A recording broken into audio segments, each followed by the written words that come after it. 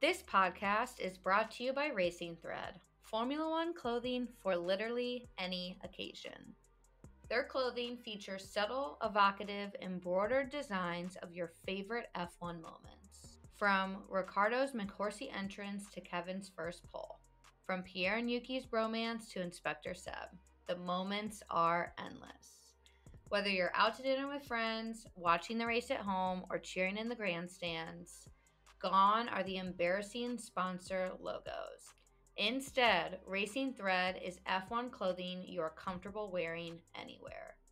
Right now, Dirty Driving listeners can get 15% off Racing Thread's entire range of t-shirts, sweatshirts, polos, and bucket hats using the code Dirty Driving.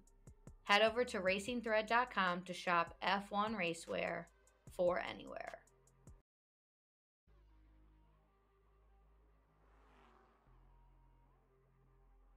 It's chaos. It's a different type of Sunday scary. It's your newest obsession. It's Dirty Driving, a Formula One podcast.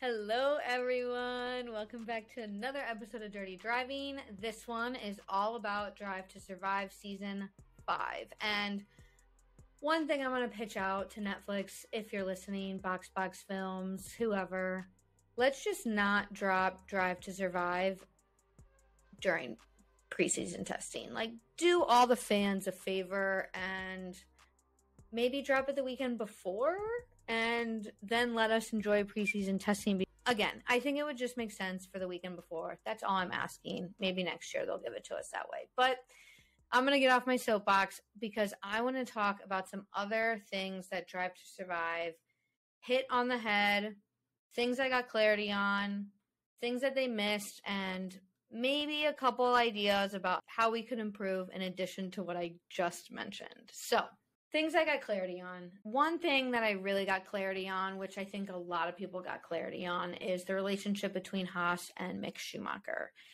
I think last year we saw the outside view of what was going on without the inner comments that were made between Gunther and Gene Haas. And we knew we were going to get a bunch of Gunther in Drive to Survive because that's where he shines. That is his limelight. That is Gunther Steiner is Drive to Survive. I'll say it. But I didn't realize how early on the relationship was doomed. And that might be harsh to say, but I think after the Monaco crash, we saw that Mick had at that point really lost his seat for next year and was going to have to climb a huge mountain to go back on the crashing mistakes. And unfortunately, he just didn't show enough to Haas to provide for that. Don't get me started on Nico Hülkenberg coming back because I'm going to save that for the Meet the Grid episode. But I do think Mick deserved more of a shot and needed more time to get comfortable with his confidence. So I really hope we see him again on the grid, whether it's next year or the following year. One other thing about Mick that I got some clarity on is his relationship with Max, because growing up, both of their dads raced in Formula One at the same time and were friends and vacationed together. And Max and Mick were their kids and went with them on these vacations. And there's this amazing clip of Michael and Jost talking with an interviewer, and the interviewer asks, you know, if your sons want to race in Formula One one day, what are you going to say to them? And Michael says, that might be the one time we get into an argument, because I guess they didn't fight, which good for Michael if he was hanging out with Jost, because yeah, I'm not even going to go there either. But it was really nice to see that. And then it was also great to see Max comment on the fact that it's unfair for Mick to have to live in the shadow of his father. I think a lot of the times the pressure and Mick maybe being too nice of a guy keeps him from really succeeding as well and as much as he could. The other big thing I got a lot of clarity on, and I think, again, we all got a lot of clarity on, is the Alpine, McLaren, Piastri, Daniel moment from last year, where Alpine's reserve driver, Oscar Piastri, said he wasn't going to be racing for Alpine. He never signed anything. Nothing was ever agreed. And then a little bit later, he announced that he'd be racing for McLaren, leaving Daniel without a seat. It was a lot more personal than I had thought. And Zach Brown comes off as a slimy son of a bitch. And he's the reason why I don't like McLaren right now, and that's that. We also see that Piastri was dubbed as the next Max Verstappen, so he's got a lot to live up to in my mind. I mean, what a way to enter Formula One. What a way to enter Formula One. And then the other thing I really didn't like that I'm just going to mention quickly is that they've painted Daniel out to be this princess who wanted all of these things when it was mentioned between Gunther and Kevin that Daniel wanted a minimum of $10 million from Haas. That's fine with me. That's well deserved. Now to talk about some things that they missed. The biggest one I can think of is Brazil 2022. Did not even mention it. Did not mention George's first win. And then we had this whole episode about Monaco and Sergio Perez being, the second driver, the supportive role for Max. And they didn't include anything about the team orders that fell in Brazil 2022 that were ignored. And that was a huge moment for them as teammates that I will say Drive to Survive and Box Box Films were on their best behavior this year. And I'll get into that a little bit later, but they were on their best behavior this year and avoided everything. They also did not mention the first pole for Kevin Magnussen and Haas. That's a huge moment for a team that dominates the storyline of Drive to Survive every year. And then the only mention about Seb's retirement was from one of my top moments, which was Checo finding out that he had Instagram. I feel like the comparison of Daniel Ricciardo's montage at the end to Sebastian Vettel's retirement is insane. I love Daniel, don't get me wrong. I'm not bashing the fact that there's a Daniel montage, but because there was a Daniel montage that was every scene ever of him in Drive to Survive, we couldn't have pulled together a 90-second montage of Sebastian Vettel. So I'm kind of ticked about that. And by kind of, I mean a lot. Other reasons why Drive to Survive were on their best behavior this year, they did not mention anything about fan abuse. There was tons of fan abuse this year from certain fans of a particular driver against fans of another driver. And not one thing about that was mentioned. Same with any of the drivers' activist pursuits. None of that was mentioned. The rainy Japanese Grand Prix and the safety concerns with the crane being on track, not mentioned. They also, I feel like they failed to really explain the new era of cars. So if this is your first season of Drive to Survive, or even your second season of Drive to Survive, and you watched last year and this year, and maybe you don't pay attention to regulations or, what's going on in the greater scheme of Formula One, and you're just a Drive to Survive fan, which is totally okay, they miss the mark on being able to educate people what this new era is and what this new era can bring us. So that was an absolute miss. We missed out on Lance, Nicholas, and Valtteri. I get it. Lance is Lance. Nicholas was leaving, but Valtteri, great character. Great character to add into the show, into the circus, into the world of F1, and really get people to know who he is, because he's a great driver to follow in terms of on track, off track, and just his personality. The biggest thing, the very biggest thing, was the lack of female representation in this season. It was the lowest amount of female representation in any season of Drive to Survive. And why it's such a disappointment is because a huge portion of the season was talking about female representation.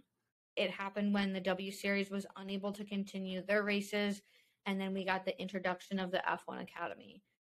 I think that was something that they could have thrown in there somewhere. I'm not sure where, but we could have gotten that, and then we could have gotten a ton more female representation. We could have gotten Jamie Chadwick. We could have gotten more female commentators. And I know Jenny Gao, who is the female reporter that has been in Drive to Survive since the beginning, unfortunately suffered a stroke at the end of last year, and she's recovering. So maybe that limited her time on the season this year. But still, we could have done Box, Formula One, and Drive to Survive, all of it together. That mix, that storm, could have done so much better for female representation this year, especially with the increase of female fans in not only the US, but in the world. They are creating a very poorly painted photo of allowing young females to think that they can be involved in this sport by not including any females. Looking to get the kiddos in your life interested in Formula One? This series includes the ABCs of Racing, which teaches concepts about racing with Red Racer as your guide. The 34-page book is full of gorgeous illustrations inspired by actual tracks and racing situations around the world. The series also includes the book All About Race Cars, a guide to Formula One race cars. Red Racer and Roxy the Engineer walk you through all the ins and outs of F1 in this 40-page book with beautiful illustrations teaching STEM facts about F1 cars. Red Racer Books is on a mission to give kids in the US and beyond a global perspective on sportsmanship, diversity, science, and technology. Right now, Dirty Driving listeners can get 20% off Red Racer Books' entire series using the code Dirty Driving. Head over to redracerbooks.com to buy the kiddos in your life, or the adults, their new favorite book.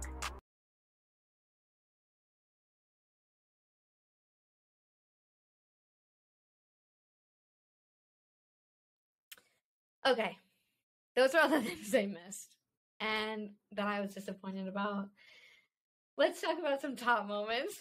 So you guys know that I'm not completely unsatisfied with Drive to Survive. Checo finding out about Seb having Instagram and then realizing that he's retiring by figuring out that he has Instagram is the best editing of the entire season. Hands down. I died. It was the best editing of the whole entire season. The way that they clipped it together, it was phenomenal. The other big one that I loved, which could have been on my list of things that I got clarity on, was Yuki and Pierre's relationship. I think last year, as a fan looking into it, we saw a lot of good content between the two of them, but we didn't necessarily see how caring and understanding and how comforting and supportive that Pierre was and is to Yuki. And I'm very worried this year about Yuki not having that relationship and having the pressure of battling with his new teammate Nick DeVries, who is coming in hot. Another top moment, I mentioned it, but the Daniel Ricciardo montage, it was phenomenal. Like I said, it included every single moment that he's ever been featured in Drive to Survive. So it was a nice send-off. Weird that they ended it with that, and not maybe mentioning Seb at that moment, but it's fine. Another top moment was, for sure, hands down, most dramatic moment of the whole entire season was the porpoising meeting where Toto is laying down the law and the team principals are not buying it and they're giggling and they're laughing, and he's like, I've got the receipts about why Checo is unhappy in the car, and Christian's like, you can just talk to my drivers, and that was the most dramatic moment and definitely played up for the cameras maybe a little, but Toto doesn't care, and that's why we love him. The cutest moment, before I get to my last final top moment, and the top moment is pretty funny. I don't know if everyone caught it, but the cutest moment was the opening scene. When are we ever going to get a cuter moment in Formula One? Gunther and Mattia driving through Italy, walking through Mattia's vineyard, picking grapes. It's phenomenal. I had no idea that those two had such a close relationship. I figured they had to talk to each other because Ferrari supplies Haas with their engines, but that was a whole different world of we like each other as friends. So that was amazing. But my top moment, the absolute best moment of the whole entire season, and I will play this clip until my dying day, is Caitlyn Jenner telling Christian Horner that F1 is Ferrari and Ferrari is F1, and seeing the look on Christian Horner's face. That was phenomenal. Hands down. Love that they included that. And we just love to see Christian Horner being roasted. For ways to improve Drive to Survive, one thing that has really always bothered me from the start, and again, I'm a Drive to Survive fan. I got introduced to Formula One because I was studying abroad. I went to Monaco. They were setting up for the race. I said, what the fuck is that? It's the race. You know, I know, but I don't know. And I found Drive to Survive, and that's what introduced me to the sport. So I have this show to thank for my love of Formula One. But something that's always bothered me is that they could do a much better job of telling the season in chronological order that would allow the removal of scenes and storylines being repeated throughout. We saw the scene in Silverstone when Guan Yu Zhao flipped over, went down into the barriers, and was trapped in his car, and George Russell got out and ran and checked on him. I'm not saying that's not important, but we didn't need to touch on it in 2 episodes, and that time that we've spent revisiting it or just spending all that time on Silverstone in general or Monaco or Miami could have been spent on Brazil. It could have been spent on Haas's first pole. It could have been spent on Seb's retirement. So I feel like they were playing it safe this year and missed the mark. I have high expectations for next year, and I hope that they spend more time on what's happening behind the scenes and off track rather than going through as many on-track moments. I think the on-track moments are very important to tell the story, and that's why we're really here for the racing. But if you watch the season in its entirety or even half of the races, then you kind of know the big moments, or if you follow it, you know the big moments. So I'd rather have more behind the scenes off track of really getting to know these drivers and who they are and why they race and get to know why I should be supporting them than replaying the season, but then missing on a lot of important moments for these drivers and teams. So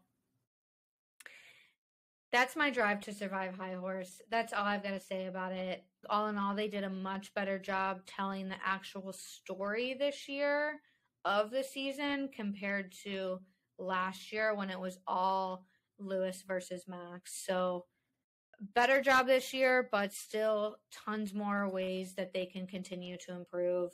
And I'd love to see this switch over to a little bit more of a documentary because Toto Wolff said it himself.